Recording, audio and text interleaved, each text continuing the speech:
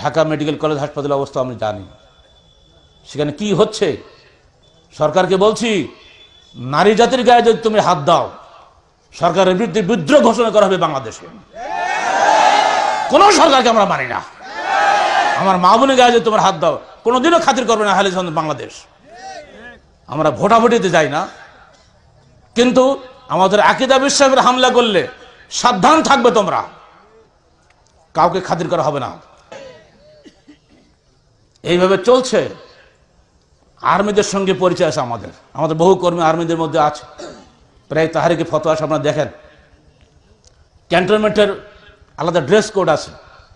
বলা হয়েছে এই 3/4 প্যান্ট পরতে হবে না, হাঁটুর নিচে একটুখানি পড়বে, দাড়ি রাখা যাবে না।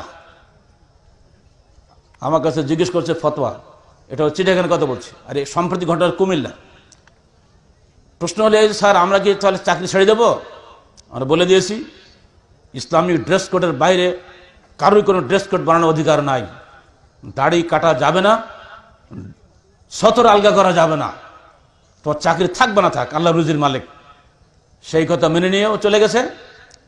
যখন তাকে বলেছে তুমি এই অবস্থা কেন, বলে স্যার আপনি আজকে বলে দেন আপনার চাকরি থাকবে না, আমি আজকে চলে যাব।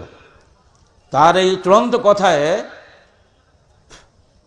ওই হেড যিনি, তার মাথা টলে গেছে। আমিও তো একটা মুসলমান, আমি এর কথার সামনে আমি তো কিছু বলতে পারছি না। ও পরিষ্কার বলছে কোরআন হাদিসে নাই, আমি করবো না, আমি চাকরি ছেড়ে দেব, বাড়ি যাবো, বেগুন বেশি খাবো, তাও ভালো, কিন্তু এই কাজ করবো না।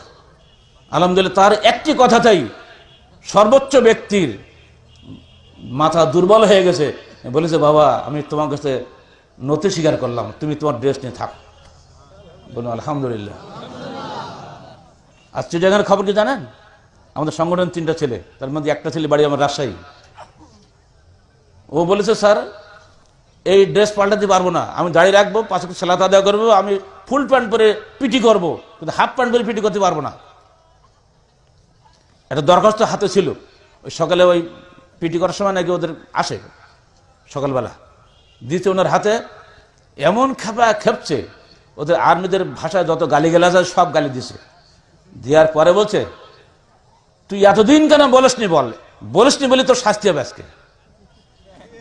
চিন্তা করেন, তোরা কিসের আর্মি? তোদের গায়ে নেই বল, দেহে নেই বল, মনে নেই সাহস, গায়ে খালি রাইফেল ঘাড়ে ঘুরে বেড়াস, একদিন কেন বলিসনি কথাটা?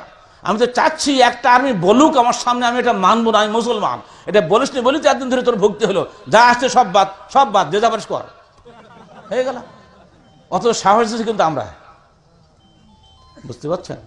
সাহসী মানুষ ছাড়া কোশ্চেন কালেও কোরআন হাদিস ফলো করতে পারে না। এজন্য আমি প্রায় বলি কর্মীদের সামনে, ভীরু কাপুরুষের জন্য আহলে হাদিস আন্দোলন নয়, ওটা বেদাতীদের জন্য হবে, যারা হালুয়া খাবে আর জিলাপি খাবে, ওদের জন্য ওই ইসলাম আলাদা। আর আহলে হাদিসের ইসলাম রক্ত দেওয়া ইসলাম, জীবন দেওয়া ইসলাম, শাহাদাতের ইসলাম। এখানে জিলাপির কোনো খবর নাই।